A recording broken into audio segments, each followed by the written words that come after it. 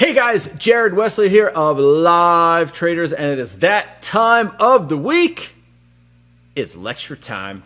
This week, guys, we're going to talk about the importance of relative strength, but not just relative strength, how to handle any market condition at any time, right? The market isn't always going up. It isn't always going down. Sometimes it goes sideways in a wide range. Sometimes it goes sideways in a narrow range, but you need to be a professional, you need to know how to make money in just about any market environment. There are a few areas where you might want to sit on hands and do nothing or just not trade that day because it's too difficult or challenging or the market's not good. But most, 90+% of the time, you should be able to make money or take money from the markets. So today's topic is basically how to make money in all market conditions, and we're going to talk about relative strength as one way you can do that.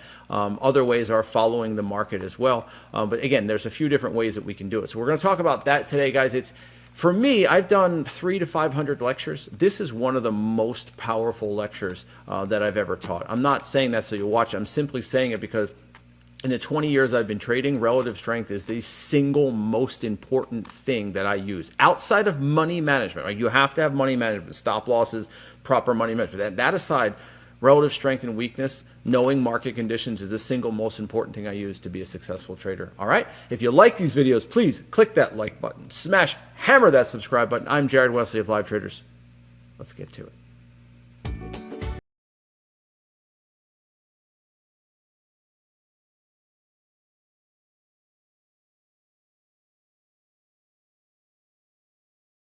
This week's lecture topic is the importance of relative strength. You're like, geez, Jared, we've covered relative strength. We have covered relative strength.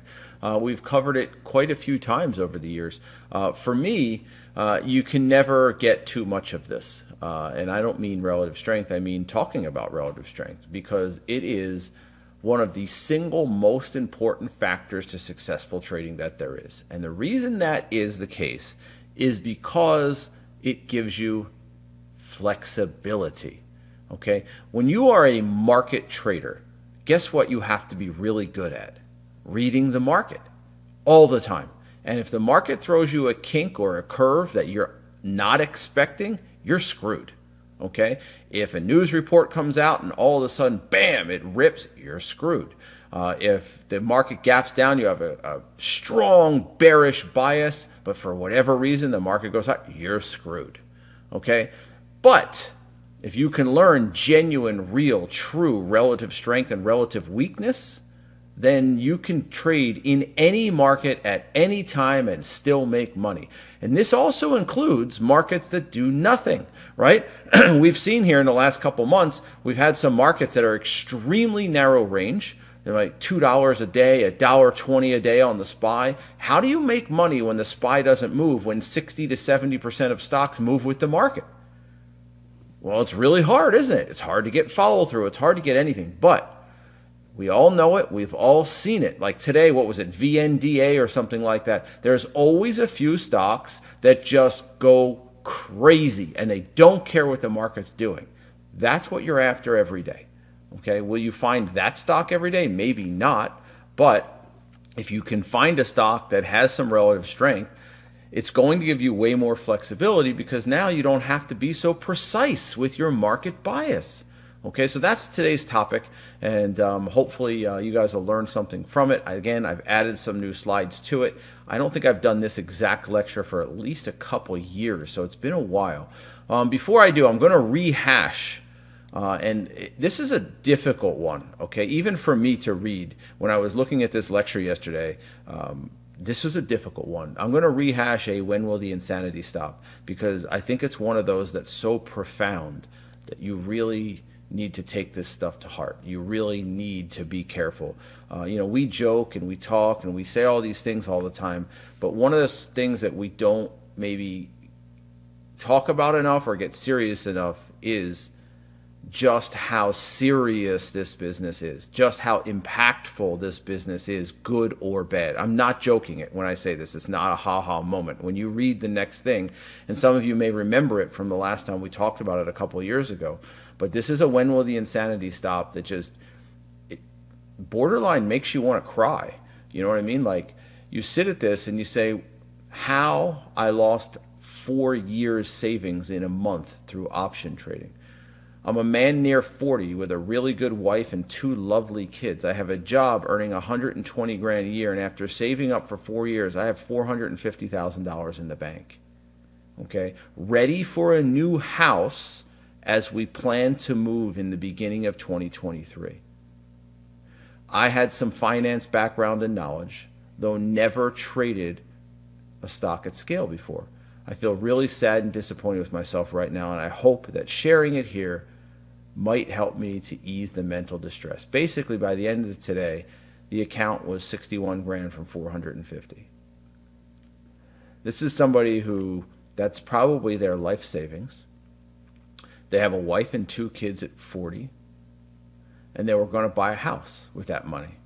So the $390,000 that person lost was a big, big deal. It's a big deal to anybody, but if that's everything you have, okay, I don't care about how it started and why and what. I don't give a shit. The fact that this person did this is just sad. And to say, I'm so sad right now. We look at these, and don't get me wrong, to be honest, every once in a while, you know, we have a good laugh, right? Every once in a while we have a good laugh. But there are times when it's not a laughing moment.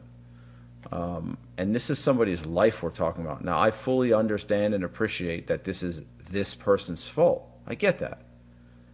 But this is serious, serious stuff. And there's people right now listening in the background because, you know, 80% of the people in here don't type a damn thing. It's your loss, by the way. You've experienced some of this. Some of the people not typing have been here. Maybe not to this extreme level, but you've been here. And maybe that's why you sought us out. I don't know. But this is a no-joke business. Either get your shit together or just don't do it. That's it. This isn't like, hey, you know, I want to start a lemonade stand, and if it doesn't work, I might lose a couple grand. Or, hey, my boss fired me today. No, this is my boss fired me and went into my bank account and took all my money. It's like that, okay, if you're not careful, okay?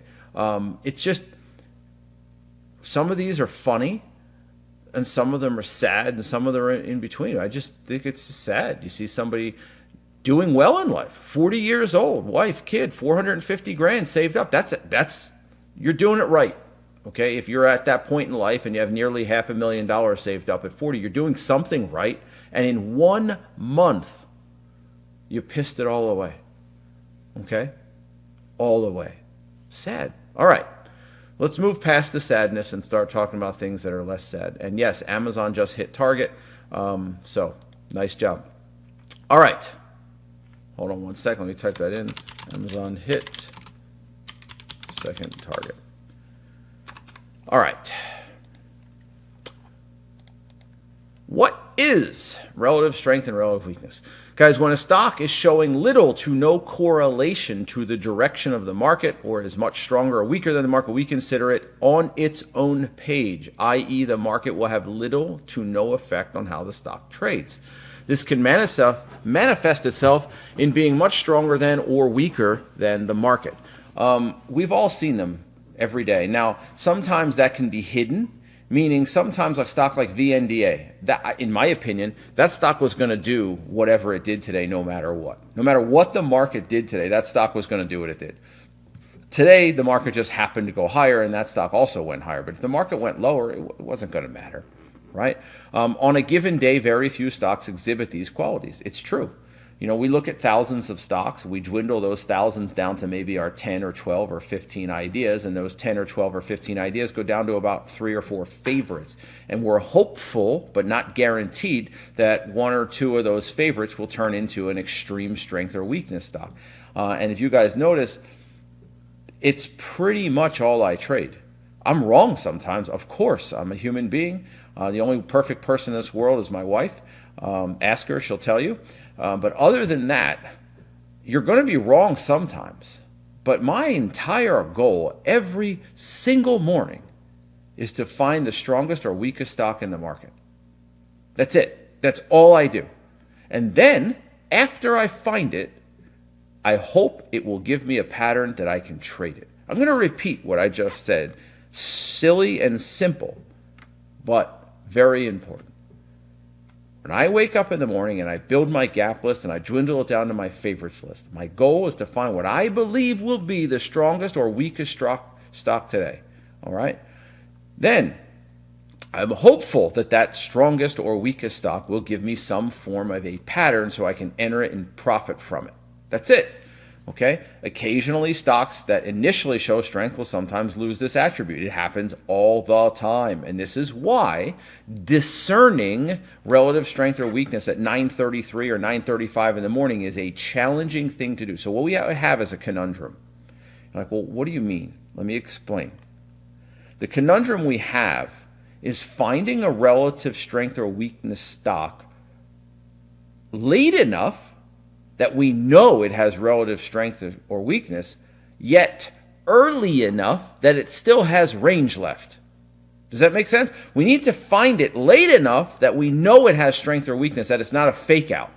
But we need to find it early enough that it hasn't blown its load, that it still has range left in it. Okay? So when you think about it, it's a challenging thing to do. It's not an easy thing to do. Sure, we can sometimes get lucky, like taking Meta or Microsoft the last couple of days. I was in those at 9:34, 9:35. That's early to discern strength or weakness, and I ended up being right about it. But that was taking a chance. That was really aggressive, taking them that early. So you have to be very careful. I agree, Brian. Someone's saying 9:45 to 10:15 is the window sweet spot. I agree, and I think earlier 9:45 to 9:55 is the sweet spot. A lot of stocks by the first 45 minutes to an hour, they've done everything they're going to do, or 80% of what they're going to do. So why is all this important? Stocks that have relative strength or weakness provide us with much more flexibility. We don't have to make a perfect market call, in order for our trade to work. Most stocks move with the market, so if we're not extremely accurate with our market call, there's a good chance the trade we are in won't work. It's true, right? So relative strength and weakness allows us to overcome an error in market bias. It allows us to have some margin, if you will, right? It provides a margin of error. Our odds are already very small, so anything to help increase them is powerful. It's the truth. You guys have heard me say this before, and I'll repeat it. There are 5 major market conditions. There's extreme strength. There is normal strength. There is a wishy-washy sideways market. There is normal weakness, and there's extreme weakness. See, when you find a stock that has relative strength or weakness, there's really only one market condition that can hurt you. If you have extreme relative strength, the only market condition that can hurt you is extreme weakness in the market. The other 4 don't matter, right? 3 of them probably help you. 1 of them holds you back a little, and maybe the 5th one, the last one, is the only one that might actually stop your trade out. Okay? So when you think of it in that respect, finding strength or weakness is probably the single most important thing you do as a trader, because it gives you about an 80% chance that trade's going to work. Unless the stock magically does something unusual or a news report comes out and puts a kink in everything. But assuming no black swan event happens, you're about an 80% chance of getting a winning trade if you have genuine strength or weakness in the stock that you've picked. Okay? For me, it's probably the single most. You notice in here I put is one of the single most powerful. It might be the single most powerful concept. Like, if you were ever going to take a trade with no pattern, make it be a relative strength or relative weakness trade. Okay, now I don't recommend that. I think trying to take a trade randomly with no pattern is dumb. You should take a strength or weakness trade with a pattern.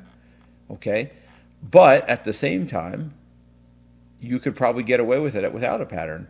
Now, one last caveat before I move on. You really shouldn't be trying to go against the market. Does that make sense? Like, if you have a strong bearish bias and there's a good chance you're going to be right on that bias, I don't know if I'd make a habit out of going long in a market that's almost definitely going to go lower, right? Try your best to go with the market. But at least if you have strength or weakness, you have a lot more flexibility to do that. So here's an example. This is UPS, a trade I took the other day. Sadly, it hit first target and just barely missed second target and tagged us at break even for the back, right? UPS showed great relative strength on the breakout. It hit first target, but then came back and trailed out at break even. Still got $3,000 from it. Full winner would have been $7,500. So, when you look at this, holy shit, right? Look at the SPY. Why SPY? Because this is a New York stock. It's on the 1 minute. The SPY is. UPS is on the 1 minute. Look at the market. At about 9:50, the market just absolutely shit the bed. Okay? What happened at 9:45 in UPS? Oh my gosh. Rips. And this was our entry on UPS, 145.13. All right, and I apologize because you can't quite see the P&L in there, but you'll just have to trust me. It was $3,100. This is a stock that is on its own page. Now, some people might look at the daily and go, oh, that's tough. I don't look at it as tough because this is a puke out bar on volume. This is going to set the low for a while the next day is likely going to be a more of a narrow range day. I also don't expect the next day to puke out. Right? After this type of bar on that type of volume sitting on support,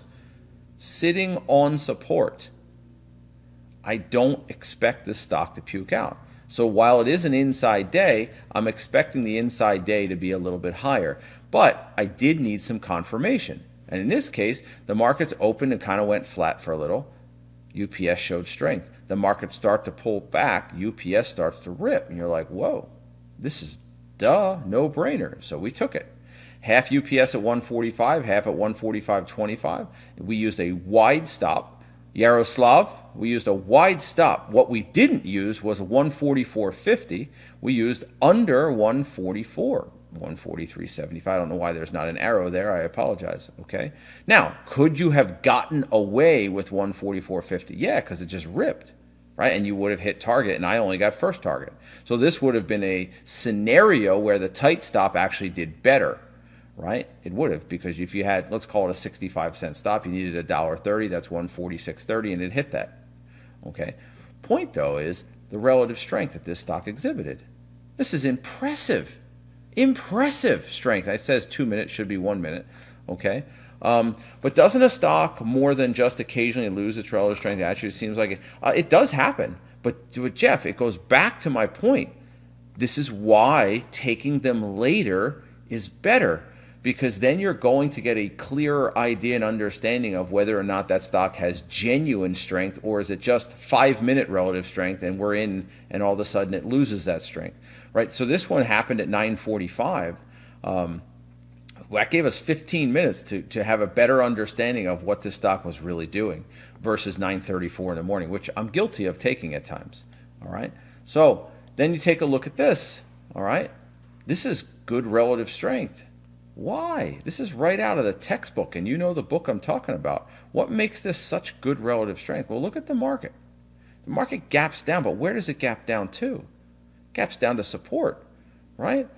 We gap down from like 211 all the way down to like 201. That's like a $10 gap in the market, down to support. And as the market gaps down, this stock is gapping over a red bar, over a topping tail, and over a pivot with room to go from 1850 to 2050.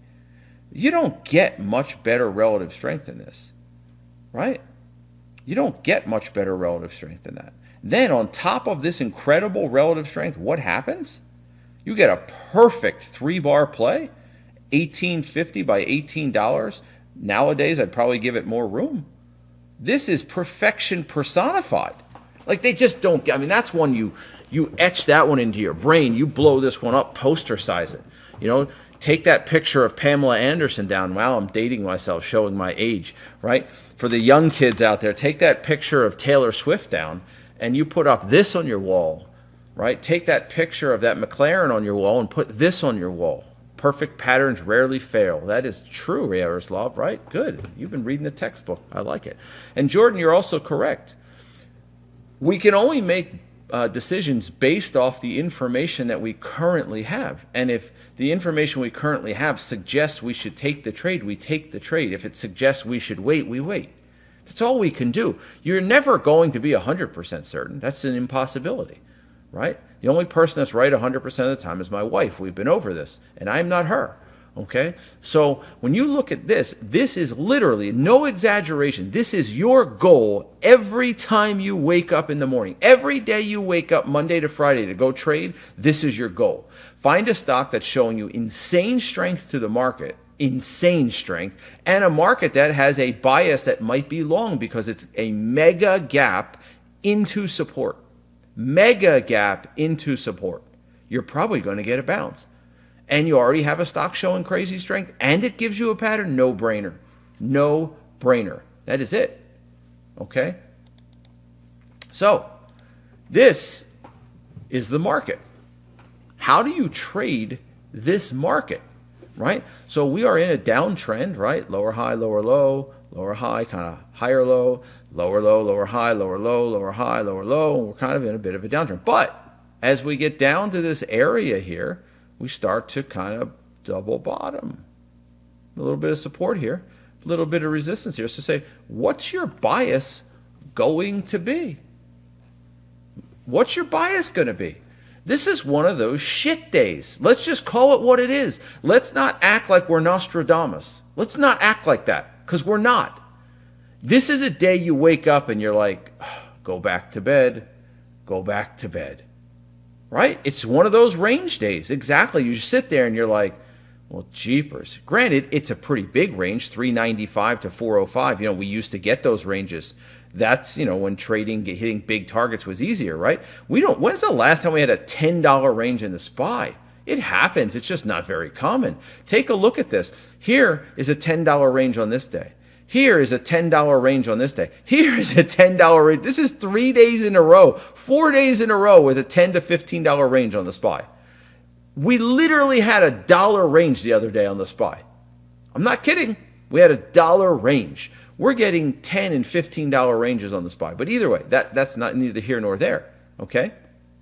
I'm looking at this and I'm going, damn, I'm not really sure. I don't know.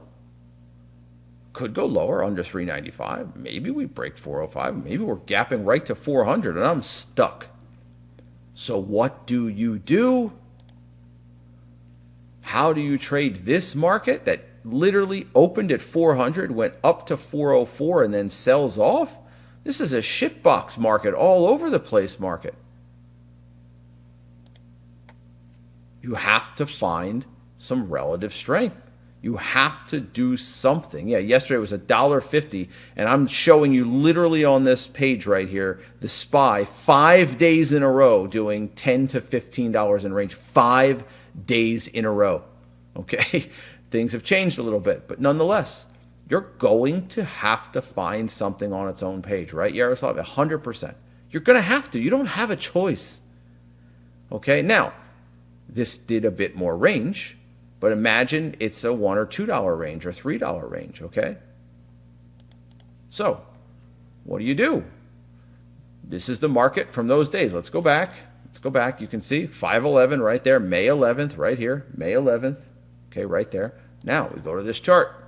Relative strength, but market direction is tough. So you take a look at IBM, all right? And this is the market off the open, and then the market bounced. You know what the market also did after this bounce? Sold off to 396 later in the day. But what did IBM have off the open? The market went up for a couple bars, pulled back below the low of the day. IBM bounced a few bars, but pulled back about 60, 70%. The market broke the low of the day. IBM held the low of the day, and it has more support down here at 129.50. Okay? So, you look to take this buys. Now, why? Why and why again? Okay? Because this is pulling back to 396.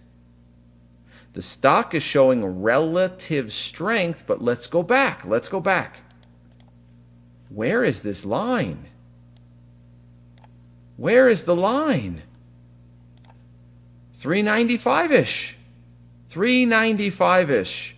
Is the support area where we have a bottoming tail bounce, and then today on the 11th, hold on, there is the market right there. So we already know 2 previous days the market went to 395 and bounced. So now the SPY goes down to 396. You're thinking, well, it's probably going to have some type of a bounce. How big? I don't know. But if I can find a stock that's showing relative strength and a pattern, that's key, I'm going to take it. So the aggressive part here is trying to discern proper relative strength 5 to 10 minutes into the market day. It's easy to determine relative strength between 9:45 and 10:30, but sometimes the move is already gone. It's a difficult balance at times. If you're unsure, it's always better to wait. But look, bottoming tail, green bar, bottoming tail, bottoming tail. The buyers are stepping up here. We got in at 130.85 and rode it all the way up. Right? This is a couple $2,000-$3,000 trade. All right? But how and why did it happen? It happened because the SPY was near support where it bounced twice before. Previous 2 days it bounced at 395, 396. The stock we were looking at not only showed strength to the market, it also had a pattern. That's it. Check, check, check. Check, check, check. Check, check, check. That's what you do every day. That's your job and your goal every single day. Okay, let's keep going. What do we have? SPY gaps up, pulls back. But note, while the SPY is pulling back, GM is going higher. So we have 1, 2, 3, 4, 5, 6 bars to start the day. Basically, one is green. The first bar of the day is a topping tail. Second bar is green, then red, red, red. GM, green, green, green, green. Little topping tail. Basically all green. GM consolidates. Was this a little bit aggressive? Yes, a little bit aggressive. It's happening at freaking 9:38 in the morning. 1, 2, 3, 4, 5, 6, 7, 8. 9:38 in the morning. But it does have relative strength to the market. The market is leaving a little bottoming tail. So what would be the only thing that would stop out General Motors? The only thing that would stop this out is a market collapse. A market that just drops to 392. Right? Let's just say the bottoming tail fails and we just die. Then GM probably wouldn't work. But it didn't. It left the bottoming tail and it bounced and GM just went higher all damn day. Relative strength, $2,500 trade. Okay? So, it's possible because of the gap up in the market, we probably have a bullish bias. So pullbacks are likely buyable. We also have a stock showing extreme strength to the market in the first 7 or 8 minutes of the day. And we have a bit of a pattern. Done. Let's do it again. Okay. Now, this one, you're thinking to yourself, oh, I don't know. But once you see the daily, you're like, yep. Okay. So what I want you to focus on right now is over here. Okay, this is $8.50. Stop loss is here. You can add here and et cetera and so forth. There's 2 entries on this. And you're looking at this and going, wait, the 1 minute SPY gapped up and sold off. This stock gapped down and is going sideways. First, some of you are going, Jared, this is nuts. Are you kidding me? But wait a second. How do you feel now? How do you feel now? Take a look at the daily chart. Do you have a different opinion now? We have a stock that has dropped from 25 to 8. And it did so after 1, 2, 3, 4, 5, 6, 7, 8, 9, 10, 11, 12, 13 red bars. This was a wide range ending bar, but that wasn't enough. That wasn't enough. It gapped down all the way to here. Hello. Right? Hello. This red bar wasn't enough after, 19 red bars in a row. Gaps down. Novice gap. Novice gap. Okay? You look at it and you're like, damn, okay. The odds this thing goes significantly lower. This stock's on its own page. This is a stock that just doesn't give a shit about the market. Does not care. I don't even really need to look at the market on this. I'm going to repeat that because these are unique situations. I don't even really need to look at the market. This stock is so on its own page, it's not even funny. It's not even funny. The market dropped $4 and this thing went higher. Think about what I just said. The market tanked. The stock went higher because it's not about the market on this stock. It's about the daily chart. And that's a novice gap down. Right out of the textbook. right out of the textbook. Jeff, you have to take the bigger picture approach here. What I mean by this is stop bracketing things into such minutia. I'm not just looking at a stock and going, oh, 8 minutes into the day, is that enough? I'm looking at the gap. I'm looking at the pre-market. I'm looking at the market in the pre-market. I'm looking at the pre-market pattern of the stock. I'm looking at every possible angle I can get to find out, is this enough information to say, yes, I have enough relative strength at 934 and 944 and 1004. I'm looking at everything I have available to me. All right? So, yeah, I agree. You can't look at trading absolutes. Yes, 8 minutes and 42 seconds is the exact number. After that, then relative strength is valid. But 8 minutes and 41 seconds, it's not valid. You can't do that in trading. It doesn't work like that. And if it did, we wouldn't need stop losses. So there's the continuation, right? And this stock, by the way, right? Today you traded it over here, ripped, and then it just continued up. Now, this is, wait for it, the next day, right? So you take a look at this over here, okay? This is May 10th.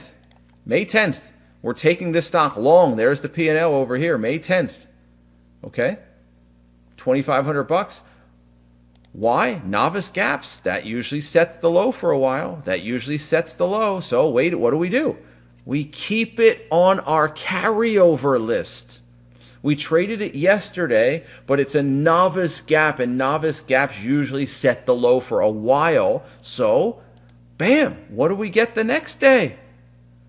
This stock moving up. I should have put that on here, right? I should have put it on here, and there it is. We get a little, 4 or 5 bar play, 4 bar play right there. 975 by 950, rip. And there you go, another $2,000. Back-to-back days we traded it because the daily chart said, don't forget about me, right? Little Simple Minds. Breakfast Club, don't forget about me, okay? So, how do you trade this? This is the SPY on the 60. This is the SPY on the 5. This is dog shit. Okay? This is dog shit. Garbage. Crap. What do you do with this? The answer is nothing or find relative strength. Nothing or find relative strength. That's it. You're either going to wait till this thing breaks resistance over here, 404, 405, or you're going to find something that is like BHC and on its own page, right? Like this stock, like completely doesn't care about the market. It's the only way you're able to trade this market. Guys, I don't think you understand how powerful this is. I'm not joking with you. I can take 20 years of trading experience and whittle it down to the lecture I'm giving today on relative strength and maybe the lecture I did on where ATR is happening a week or two ago. I'm not joking with you. I can literally take 20 years of trading and whittle it down to these 2 lectures. Do I think you should always have a pattern? Yes, and if you'll note, all the relative strength trades you've seen in this lecture all have patterns. But if you want to just close your eyes and never take a pattern, you might as well do it with relative strength or relative weakness. At least you have a fighting chance. It's that important. It's that important. I don't ever want to take a trade that doesn't have relative strength or weakness. Not ever. Okay? Here's an example of Oxy gapping up, showing strength to the market. Of course, I don't have the market on here. I think it's on another slide. Okay? Wide bar, couple of narrow bars, rip. Okay? Apple. I think it's important, part in relative strength is that you have to know whether or not the stock itself is a high beta. Yeah, that's true. I agree. It certainly is usually pretty easy. Like when you look at BHC, that's a no-name nothing stock.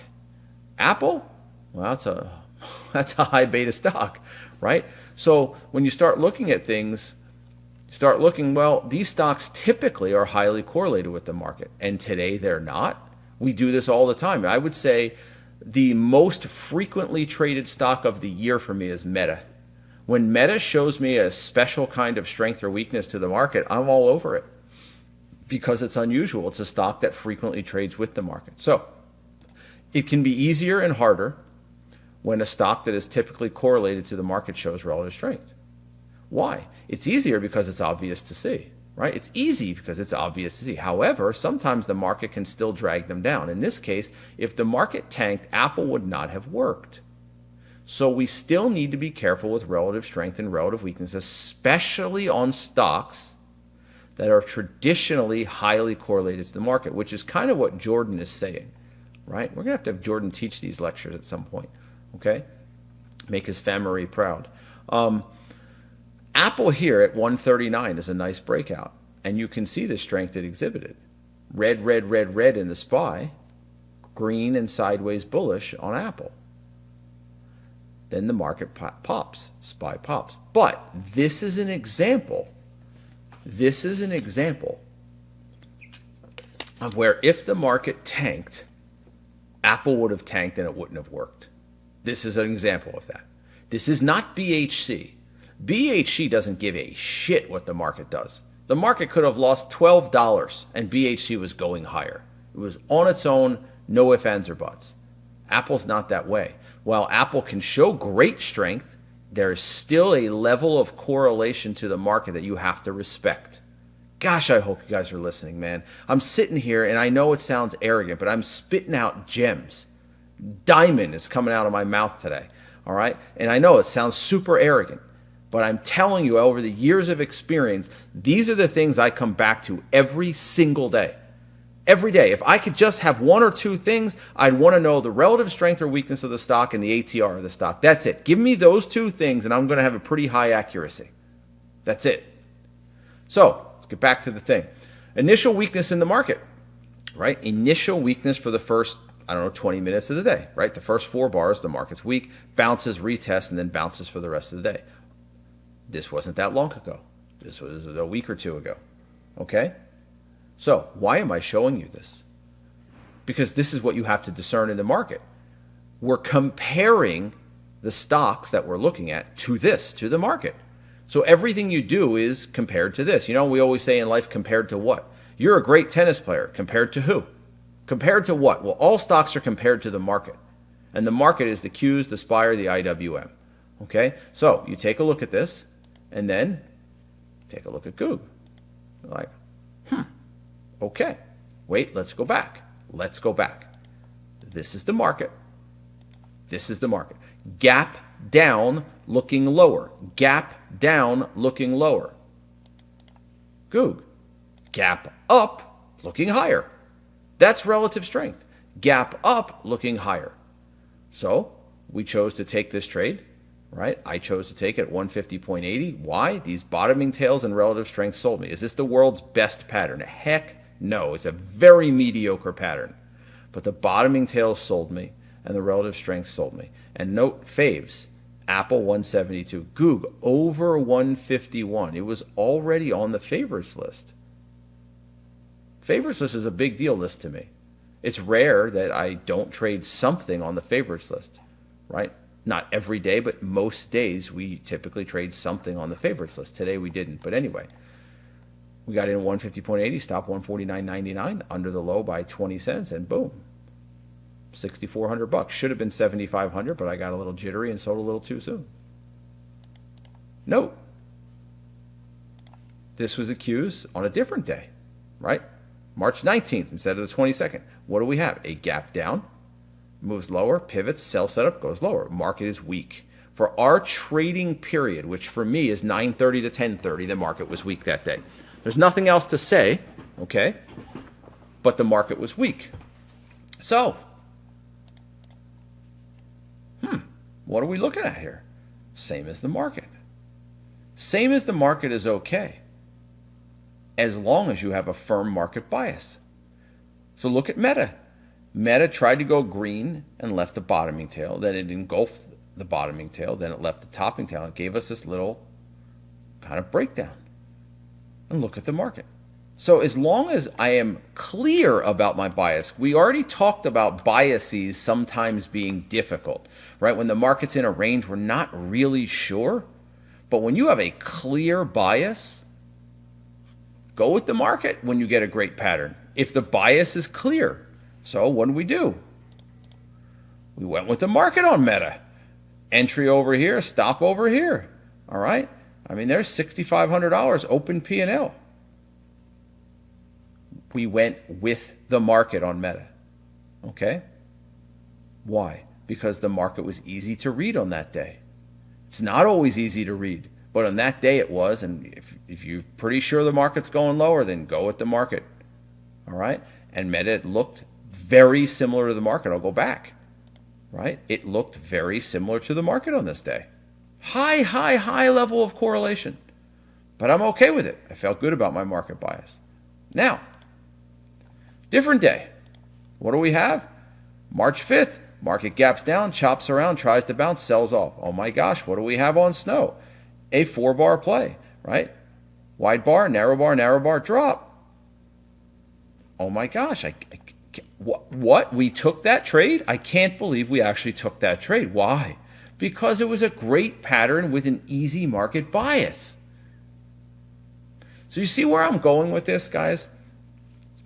When you have a market that is difficult, uncertain, you better find strength or weakness or just simply don't trade. If you do, you're going to get chopped around. If you have a stock that has if you have a market that's very clear, go with the market. If you have a market that's clear, but you still have a stock that has insane strength or weakness, you can still go with the insane strength or weakness. But basically, what you're learning today is how to deal with any and all market environments. You either go with the market when it's obvious and clear. If you're not sure, you either go with relative strength. And if you can't find that, you don't do shit. You sit on your hands and do nothing.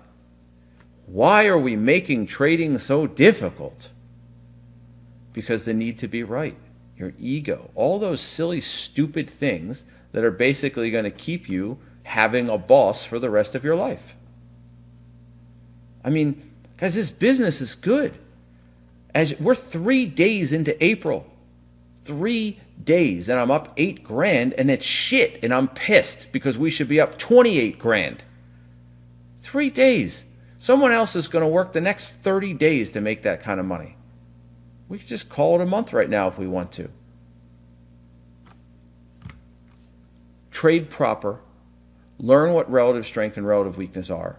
Okay, and apply them the way they're supposed to be applied. You don't have to have relative strength and weakness every single day. You can take a trade like Snow where you take, let's go back, where it's highly correlated to the market goes lower, the stock goes lower, you're good. Great pattern in a great market. But when you're not sure, you better be finding something like BHC. Back-to-back days. Find something like this.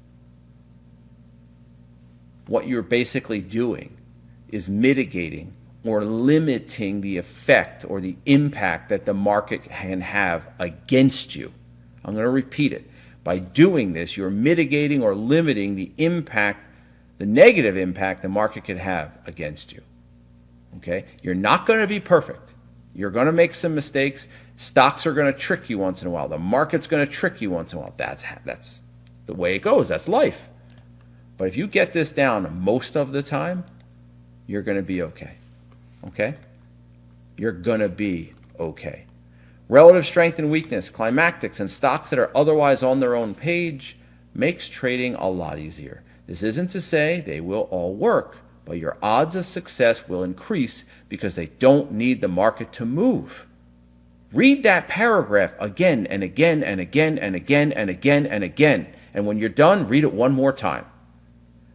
In times of extreme volatility, it's very easy to get whipped out of a good trade because the market can and does turn on a dime. When it does, your trade is likely going with it. Unless you're in something that has extreme strength or weakness. What would that be? BHC. The challenge is finding them. Not all great gaps end up having relative strength or weakness.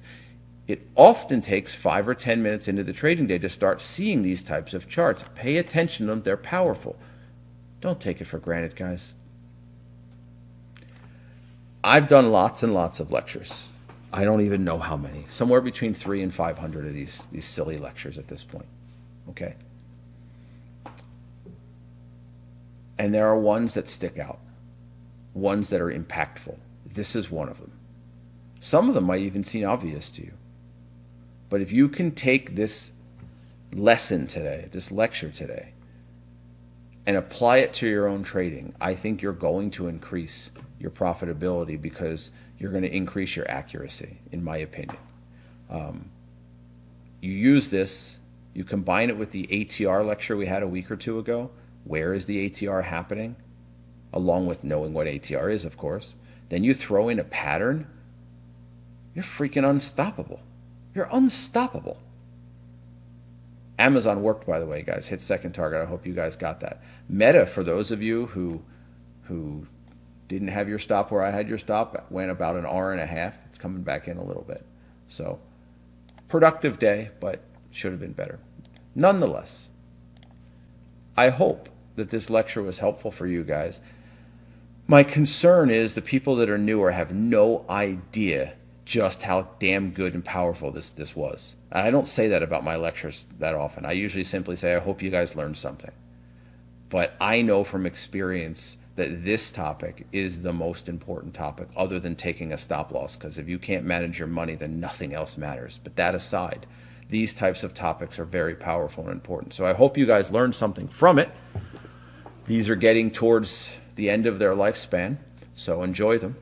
All right. I'm Jared Wesley of Live Traders. We'll get back at it again next week.